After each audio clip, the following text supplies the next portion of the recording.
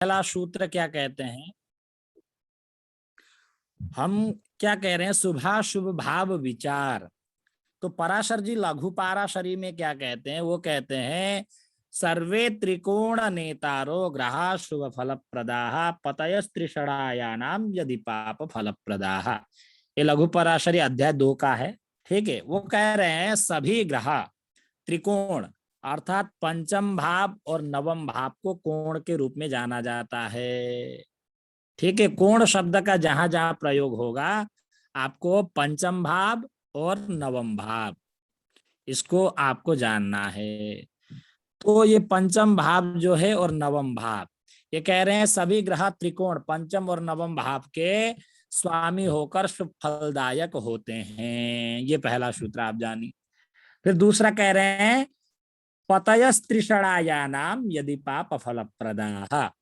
और त्रिषणाय, त्रिषणाय का तात्पर्य, त्रि का तात्पर्य 3, षड का तात्पर्य 6 और आय का तात्पर्य एकादश भाव को आय भाव कहते हैं।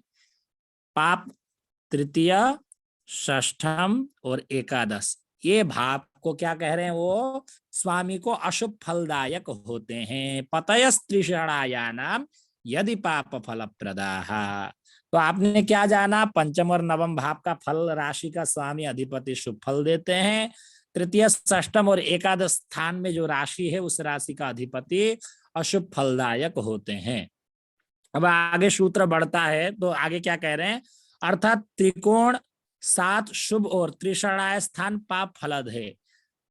जो दोनों के स्वामी होते हैं वो पाप फलद होते हैं। अर्थात कहने का तात्पर्य 2 भागों के स्वामी, मान लीजिए पंचमेश भी आपका है और षष्ठेश भी है तो अशुभ फल देगा। और मान लीजिए आपका तृतीयेश भी है और पंचमेश भी है तो उसकी दशा महादशा में वो अशुभ फल को देने वाला होगा। और नवमेश भी है और एकादशेश भी है, नवमेश है या षष्ठेश है, नवमेश है या तृतीयेश है, तो भी वो अशुभ फल को देगा। ऐसा ये सूत्र का कहने का सिद्धांत यह है। ठीक है, समझ में आया। और गुरुदेव जो तीसरे का भी और छोटे भाव का भी स्वामी बन जाए तो वो कैसा पाप फल फलद देगा? होते हैं, वो पाप फल को शुभ अर्थात डबल शुभ पाप फल को देगा देने वो। वाले नहीं होंगे, वो पाप फल दे, ये कह रहा है। ठीक है, स्वामी हो तो पाप फलद होते हैं। अब आगे क्या कह रहे हैं देखिए, आगे इसमें सूत्र में थोड़ा सा वो चीज है उसको थोड़ा सा समझने की आवश्यकता है। आपने अभी ये सूत्र क्या जाना, सर्वे त्रिकोण नेतारो ग्रह शुभ फल प्रदा, पंचमेश और नवमेश का अधिपति हो और आपका तृतीय षष्ठेश एकादशेश का अधिपति न हो, उसके साथ कोई लिंक ना हो, संबंध ना हो, दृष्टि संबंध नहीं हो, 4 प्रकार के जो संबंध ग्रहों के बताए गए, ये पंचमेश और नवमेश कब श्रेष्ठ फल देंगे, जब तृतीय षष्टम एकादश अष्टमेश द्वादश के साथ अगर आपका क्षेत्र संबंध न हो, दृष्टि संबंध न हो, स्थान दृष्टि संबंध न हो और युति संबंध न हो, तो श्रेष्ठ फल को देने वाले होंगे, अर्थात 100% शुभ फल को देंगे। अब इनके साथ संबंध बनता है तो उनके अशुभता में कमी आएगी, ऐसा आपको जानना चाहिए। समझ में आ गया सूत्र? जी गुरुदेव। अब आगे दूसरा देखिए क्या कह रहे हैं, न दिशंति शुभम नृणाम सौम्या केन्द्राधिपा यदि क्रूराश्चेद अशुभम हेते प्रबला चोत्तरोत्तरम। ये क्या कह रहे हैं, शुभ ग्रह यदि केंद्रेश हो तो वह शुभ फल नहीं देते हैं, अर्थात वो न्यूट्रल हो जाते हैं। शुभ ग्रह केंद्र अधिपति का स्वामी होता है तो उसको केंद्र अधिपति दोष लगता है, अर्थात वो ग्रह न्यूट्रल हो जाता है। और पाप ग्रह भी केंद्र अधिपति होता है तो भी वो पाप फल नहीं देता है, अर्थात वो भी न्यूट्रल हो जाता है। ठीक है, शुभ ग्रह केंद्राधिपति हो चाहे पाप ग्रह केंद्राधिपति हो, शुभ ग्रह केंद्राधिपति होता है तो वो भी न्यूट्रल होगा और पाप ग्रह भी केंद्राधिपति होता है तो पाप फल नहीं देगा, अर्थात वो भी न्यूट्रल होगा। ठीक है, नहीं तो कैसा पाप में तो कोई ज्यादा आता ही नहीं है, ज्यादातर तो ये बुध और बृहस्पति ज्यादातर केंद्रापति दोष में आते हैं, शुक्र आ जाए तो उसके अलावा तो जी फिर जी। आता नहीं है अभी कोई। इसमें देखिए, इसमें ये भी होता है कि अगर पाप ग्रह भी केंद्र अधिपति, एक भी पाप ग्रह केंद्र अधिपति भी होता है तो वो अशुभ फल को नहीं देने वाला होगा, ये भी आपको जानना है। अब यहाँ आगे क्या कह रहे हैं, पाप ग्रह यदि केंद्रेश हो तो अशुभ फल नहीं देते, इस प्रकार सभी उत्तरोत्तर क्रम से बली होते हैं। अब क्रम से बली होते हैं तो कैसे, पंचमे से जो होता है बलवान, अधिक बलवान जो होता है, जैसे कि एक कुंडली है, एक कुंडली में सबसे बलवान कौन होता है, त्रिकोण में आपका नवम स्थान, पंचम स्थान के अपितु सबसे बलवान होता है नवम स्थान, क्योंकि भाग्य है। भाग्यम फलन्ति सर्वत्र न च विद्या न च पौरुषम भी कहते हैं। भाग्य हो व्यक्ति के पास, अगर विद्या भी नहीं हो, पुरुषार्थ के बिना भी उसे प्राप्त होता है, ऐसा कुछ का मान्य है। और कहते हैं दैवम पुरुष कारेण स्थितमस्य बलाबलम, भाग्य और पुरुषार्थ में समान बल होता है। व्यक्ति अथक परिश्रम करता है तो भाग्य को भी बदल सकता है, और एक होता है कि भाग्य के आधार पर सुलभता से उसे प्राप्त हो सकता है। ठीक है, तो जैसे कि मान लीजिए अरबपति का बेटा है तो उसको जायदाद स्वाभाविक पिता का संपत्ति उसे स्वाभाविक रूप से प्राप्त होता है, तो नेचुरल है, उसको भाग्य के आधार पर मिल गया। अब दूसरा गरीब घर में पैदा हुआ, अधिक संघर्ष किया, बहुत कष्ट करके उसने पढ़ाई किया, तो अपना पुरुषार्थ के द्वारा भाग्य को भी बदल सकता है। तो इसलिए भाग्य बहुत महत्वपूर्ण होता है, इसलिए भाग्य को जो है पंचम से भी अधिक बलवान माना गया है। आपके पास विद्या है, ठीक है, पंचम भाव विद्या का है, आपका संतान का है, वो चीज है, तो भी क्या है कि भाग्य होगा तो व्यक्ति जीवन में अधिक से अधिक ऊंचाइयों तक जा सकता है, तरक्की कर सकता है। ठीक है, अब आपको कोई भी प्रश्न पूछे, त्रिकोण में सबसे बलवान ग्रह कौन सा आता है, कौन सा भाव होता है, पंचम या नवम, तो आप क्या कहेंगे, नवम भाव बलवान होता है। ठीक है, अब दूसरा प्रश्न होता है केंद्र, केंद्र में सबसे बलवान कौन सा भाव होता है, तो कहते हैं केंद्र में लग्न से बलवान चतुर्थ, चतुर्थ से बलवान सप्तम, सप्तम से भी अधिक बलवान होता है दशम भाव। ठीक है, समझ में आ गया, केंद्र में सबसे बलवान कौन सा होगा, लग्न से चतुर्थ, चतुर्थ से सप्तम, सप्तम से भी दशम अधिक बलवान होता है। ठीक है, गुरुदेव इसमें लग्न तो ज्यादा बलवान होना चाहिए, क्योंकि ये केंद्र भी है और त्रिकोण भी है, हाँ दोनों माने जाते हैं, तो लग्न ज्यादा बलवान इस होगा और इन तीनों में दसवां बलवान ज्यादा होगा। यह देखिए, लग्न को केंद्र में भी आता है, त्रिकोण में भी आता है। ठीक है, ये तो विद्वानों ने ऐसा माना है कि लग्न से भी, देखिए लग्न, केंद्र और त्रिकोण कभी भी लग्नेश अशुभ फल नहीं देता है, चाहे इसका अधिपति अष्टमेश भी क्यों ना हो। जैसे कि मेष मंगल का। राशि में अष्टमेश जो होता है मंगल होता है, तो ये क्या होता है कि आपका लग्नेश और केंद्रेश होने के कारण ये मंगल अष्टमेश होने के बावजूद भी ये शुभ फल को देने वाला होगा। ठीक है, यह बता दिया गया है। और लग्न से चतुर्थ, चतुर्थ से भावों में बलवान माना गया है, आपको ऐसा जानना चाहिए। देखिए, लग्न से चतुर्थ, चतुर्थ से सप्तम, सप्तम से दशम बलवान होता है। और ये लग्न जो होता है अधिक बलवान, इसको जो बात है ये केंद्र में भी आता है, त्रिकोण में भी आता है। त्रिकोण क्या होता है कि इस राशि से पंचम, देखिए 1 2 3 4 5 ये हो गया, और 1 2 3 4 5 ये ऐसा त्रिभुजाकार होने के कारण जो है आपको ये चीज है। आप ऐसा कह सकते हैं कि लग्न से भी, आप इससे भी सबसे बलवान त्रिकोण में नवम होता है, केंद्र भाव में आपका बलवान होता है आपका दशम भाव। ठीक है, जी। अब आगे बढ़ते हैं, आगे क्या कह रहे हैं, केंद्राधिपत्य दोषस्तु बलवान गुरु शुक्र यो हो, गुरु और शुक्र को केंद्राधिपति दोष बलवान होता है, अर्थात इसको केंद्राधिपति दोष प्रबल लगता है। ठीक है, एक मिनट, यह क्या कह रहे हैं, बृहस्पति और शुक्र केंद्राधिपति दोष बलवान होता है यदि केंद्र से होकर मारक सप्तम स्थान में स्थित हो, तो वे अन्य की अपेक्षा अधिक मारक होते हैं। समझ में आ गया, सप्तम भाव में शुक्र की राशि हो, वृष राशि या तुला राशि, या गुरु की राशि हो 9 नंबर धनु राशि या मीन राशि, अपने राशि पर ही अगर जा करके बैठ जाते हैं तो ये प्रबल मारक माने गए हैं। ठीक है, सूत्र को समझ लीजिए, केंद्राधिपत्य दोषस्तु बलवान गुरु शुक्रयोः मारकत्वेपि च तयोर्मारक स्थान संस्थिति ही। बृहस्पति और शुक्र केंद्राधिपत्य दोष बलवान होता है यदि वे केंद्र से होकर मारक सप्तम भाव की अपेक्षा अधिक मारक होते हैं। ठीक है, समझ में आ गया गुरु और शुक्र को। इस प्रकार बृहस्पति और शुक्र सप्तमेश होने पर प्रबल मारक होते हैं और इनसे अन्य जो शुभ ग्रह है बुध और चंद्रमा, बुध से अब इससे गुरु और शुक्र बलवान होते हैं और इससे शुभ ग्रह दूसरा है कम मारक होता है बुध, और बुध से भी कम मारक होता है चंद्रमा। ठीक है, अब यदि ये सप्तमे से पर सूर्य व चंद्रमा अष्टम स्थान में हो भी इन्हें अष्टमेश होने का दोष नहीं लगता है, क्योंकि इनकी दो राशि नहीं है, इनकी एक ही राशि मात्र होने के कारण।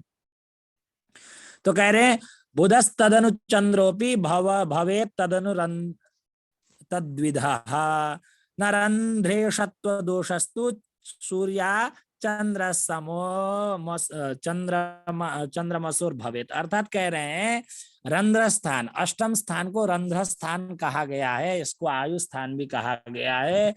इन स्थानों में कर्कट राशि और सिंह राशि में स्थित होकर के अगर चंद्रमा अगर सूर्य भी बैठते हो तो भी क्या है, या ये बैठते हो अष्टम भाव में भी तो भी इनको अष्टमेश होने का दोष नहीं लगता है।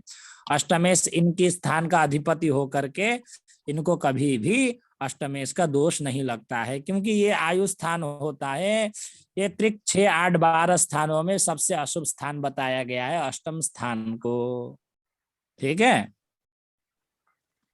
तो आपने ये सूत्र के माध्यम से क्या जाना, बुध और गुरु और शुक्र सप्तम भाव में अपने राशि में अगर स्थित होते हैं तो प्रबल मारक होते हैं, या सप्तम भाव का अधिपति होते हैं तो ये प्रबल मारक होते हैं, आपको जानना चाहिए। ठीक है,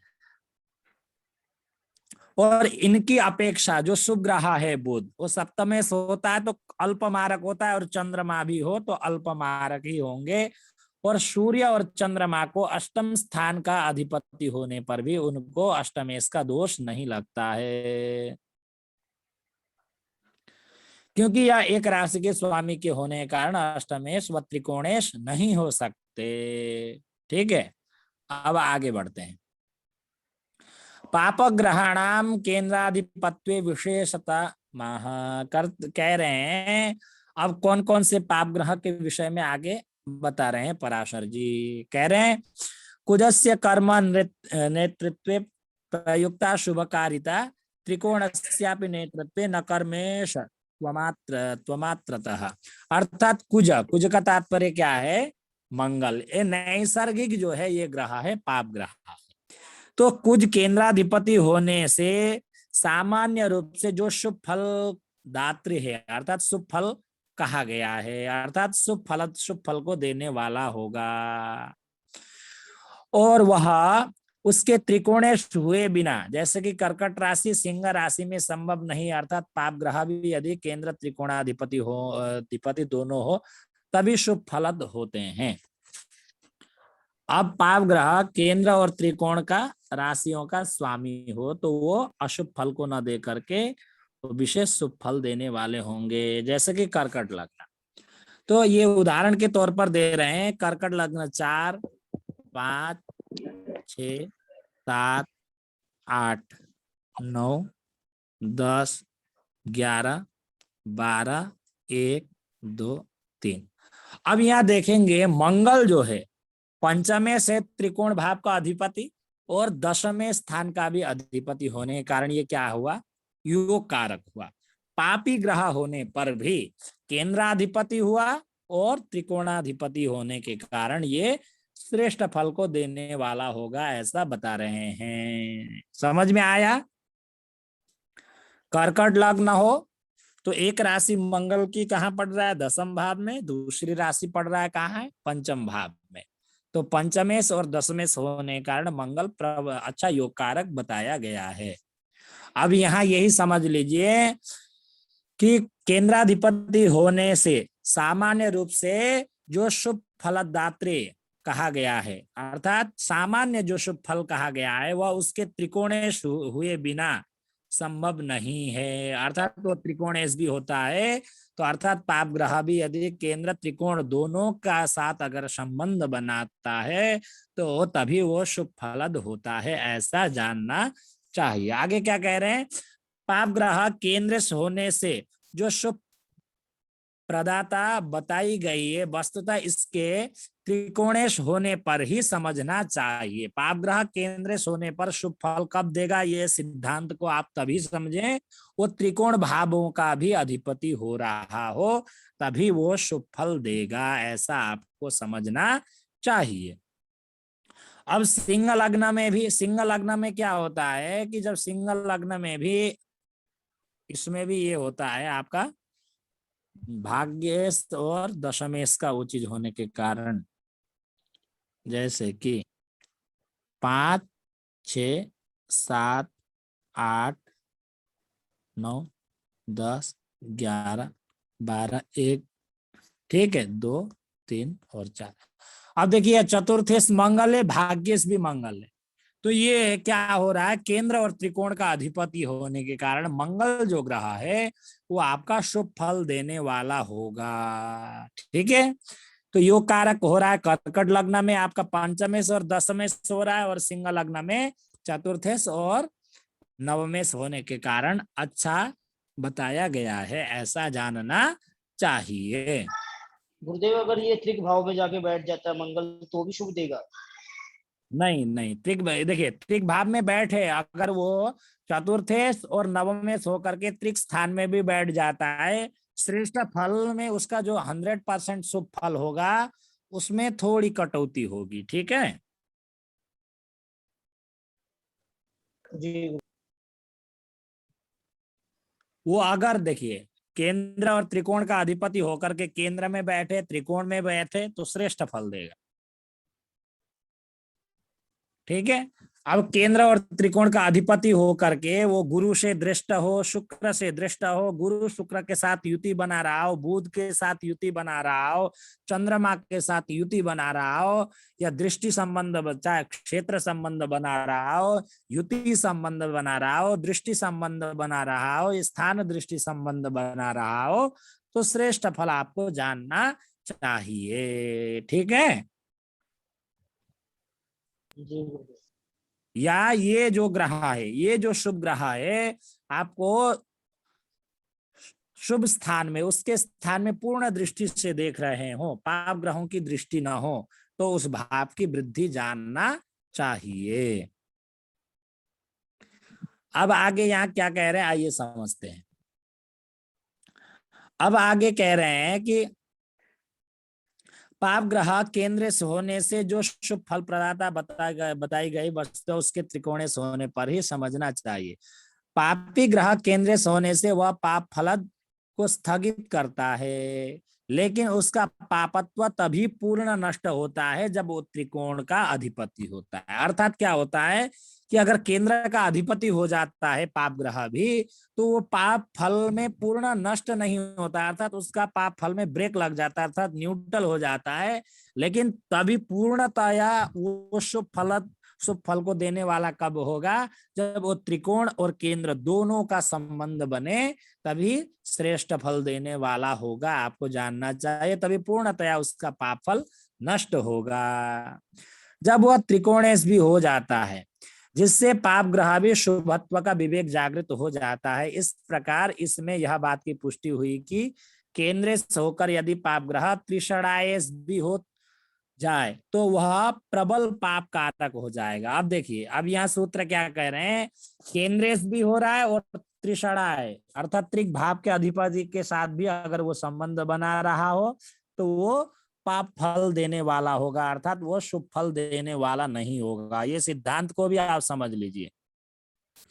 अब मान लीजिए, अब इसमें एक बात को छोड़ करके मेष राशि में जो मंगल है, ठीक है, इसका अधिपति और अष्टमेश का भी अधिपति होता है मंगल मेष लग्न में, तो वो पाप फल न दे करके वो शुभ फल को देने वाला ही होगा, क्योंकि केंद्र और त्रिकोण का अधिपति केंद्र में भी लग्न आता है, त्रिकोण में भी आता है, इस कारण से मंगल अष्टमेश होने के कारण भी वो शुभ फल को देने वाला ही होगा, हमको ये जरूर समझना चाहिए। लेकिन यह क्या कह रहे हैं, जिससे पाप, यह जो अभी सूत्र क्या था कि इस प्रकार से बात पुष्टि हुई कि केंद्र होकर के भी पाप ग्रह यदि त्रिषणायस भी हो जाए तो वह प्रबल पाप कारक माना जाएगा। अब क्योंकि ये पाप अशुभ स्थान हमने जाना था, कौन कौन स्थान को, तृतीय, षष्ठम और एकादश। अब कोई पापी ग्रह तृतीय, षष्ठम और एकादश का भी अधिपति हो और केंद्र का भी अधिपति हो तो वो शुभ फल को नहीं देगा, वो अशुभ फल को देगा, ऐसा हमें जानना चाहिए। ठीक है, समझ में आ गया। पाप ग्रह, तो पाप ग्रह कौन कौन से आएंगे, सूर्य तो एक ही राशि का अधिपति है, सूर्य को छोड़ करके आपको मंगल हुआ, उसके बाद शनि, राहु, केतु। ठीक है, तो राहु और केतु भी नहीं आएंगे, इसमें आएंगे दो ही ग्रह, मंगल और शनि आएंगे। और बुध ग्रह पाप ग्रहों के साथ बैठा है और इनके भी साथ साथ में केंद्र का भी अधिपति हो तो भी वो पाप फलद होगा, ऐसा जानना चाहिए। अब यह आगे बताते हैं, वृष तुला लग्न होने से शनि शुभ फलदाता होता है। अब वृष लग्न में होने के कारण कैसे होता है, क्योंकि वो पंचमेश और चतुर्थेश का होता है, और आपका तुला लग्न में आपका क्या होता है, नवमेश और दशमेश होने के कारण, जैसे कि हम देखते हैं उदाहरण के तौर पर। अब ये कुंडली है, हम बनाते हैं वृष लग्न और तुला लग्न। ठीक है, 2, 3, 4, 5, 6, 7, 8, 9, 10, 11। अब देखिए शनि दो राशियों का अधिपति है, कौन कौन सा, मकर और कुंभ। तो यहाँ क्या हो रहा है कि ये शनि योग कारक क्यों हुआ वृष लग्न में, क्योंकि वो केंद्र और त्रिकोण दोनों का संबंध स्थापित कर रहा है, तो योग कारक हुआ। समझ में आ रहा है।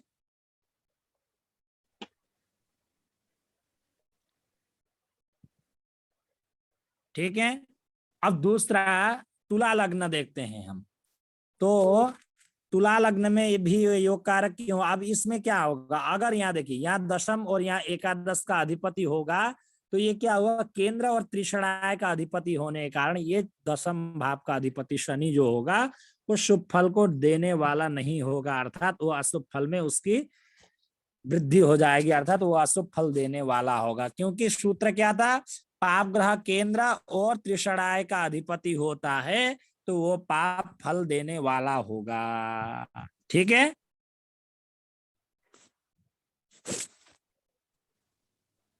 अब हम समझते हैं तुला लग्न में। तुला लग्न में क्या होता है, आपका चतुर्थेश और पंचमेश शनि होता है, 7, 8, 9, 10, 11, और यहाँ 12, 1, 2, 3, 4, 5, 6। अब देखिए ये शनि जो ग्रह है आपका चतुर्थेश और पंचमेश हुआ, तो ये केंद्र और त्रिकोण का अधिपति होने के कारण ये जो शनि है ये शुभ फल को देने वाला होगा, अर्थात इसमें अशुभ फल नहीं देगा। अगर अब देखिए कन्या राशि में, अब ये कब कब ये अशुभ फल देगा, अब ये कह रहे हैं यदि पाप ग्रह केंद्र 1, 4, 7, 10 होने के साथ यदि त्रिषणाय तृतीय, षष्ठम, एकादश भी होगा तो अशुभ कारिका में ही वृद्धि होगी, अर्थात वो शुभ फल में वृद्धि नहीं होगी। तो मेष लग्न में शनि दशमेश और एकादश होता है, तो सिंह लग्न में षष्ठेश और सप्तमेश होता है, कन्या लग्न में पंचमेश और षष्ठेश होता है, वृश्चिक लग्न में तृतीय, चतुर्थेश होकर अशुभ फल देने वाला होता है। ठीक है, समझ में आ रहा है कि नहीं आ रहा है। अब ये उदाहरण तौर के बताता हूं, समझ में आ रहा है आप लोगों को। जी जी गुरुदेव। देखिए एक एक करके उदाहरण करके आराम से समझे, ये पढ़ने के बाद थोड़ा प्रैक्टिस करिएगा। ठीक है, ये नहीं समझेंगे तो फल कथन कहने में थोड़ा मुश्किल होगी। अब ये क्या कह रहे हैं कि कब कब ये अशुभ फल देगा, जैसे कि मेष लग्न की कुंडली है तो 1 मेष, 2 वृष, 3 मिथुन, 4 कर्कट, 5 सिंह, 6 कन्या, 7 तुला, 8 वृश्चिक, 9 धनु, 10 मकर, 11 कुंभ और 12 मीन। तो सूत्र क्या था? पाप ग्रह केंद्र के साथ साथ में तृतीय, षष्टम और एकादश स्थान का भी अधिपति होगा, तो वो शुभ फल देने वाला नहीं होगा, अर्थात वो अशुभ फल देने वाला होगा।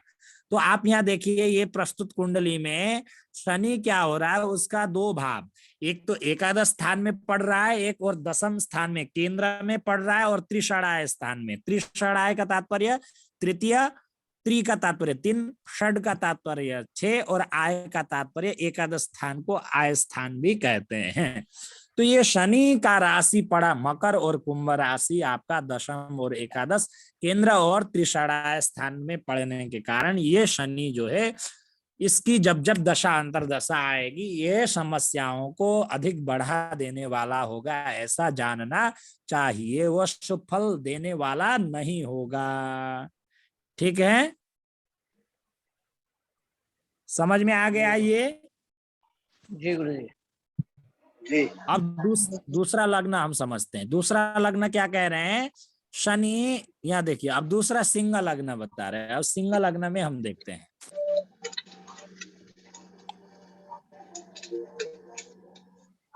म्यूट कर लीजिए, मैं जब पूछूंगा तभी अनम्यूट करके म्यूट कर लेना। 5, 6, 7, 8, 9, 10, 11। अब देखिए, ये देखिए शनि, शनि जो ग्रह है आपका, ये क्या हुआ? षष्ठेश भी हुआ, त्रिषणाय भाव का अधिपति के साथ साथ में सप्तमेश भी हो गया। केंद्र और त्रिकोण का संबंध होने के कारण ये भी आपका अच्छा फल देने वाला नहीं होगा। समझ में आ गया? क्योंकि केंद्र के साथ साथ में त्रिषणाय, तृतीय, षष्टम और एकादश स्थान का साथ संबंध क्या बना रहा है? षष्टम स्थान के साथ साथ में सप्तमेश के साथ युति अर्थात संबंध बना रहा है। दोनों भावों का अधिपति होने के कारण ये शनि शुभ फल देने वाला नहीं होगा। ठीक है, क्लियर हो गया ये भी? जी गुरुदेव। अब दूसरा कह रहे हैं कि अब दूसरा सिंह लग्न के बाद कन्या लग्न में पंचमेश और षष्ठेश शनि होता है। ठीक है, अब हम देखते हैं कन्या लग्न में।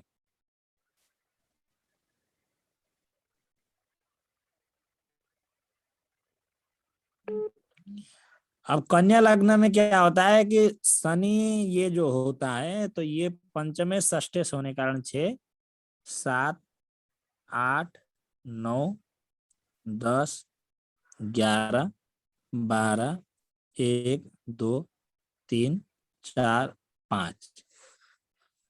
अब हम यहां देखेंगे शनि जो ग्रह हो रहा है, सूत्र क्या था आपका?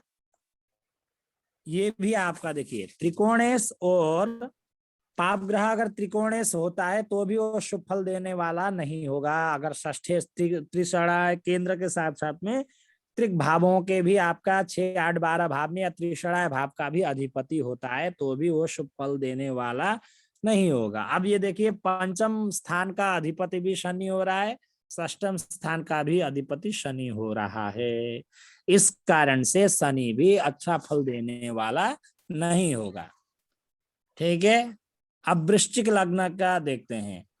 तृतीयेश और चतुर्थेश केंद्र और त्रिकोण का अधिपति होने के कारण इसमें भी शुभ फल नहीं देगा।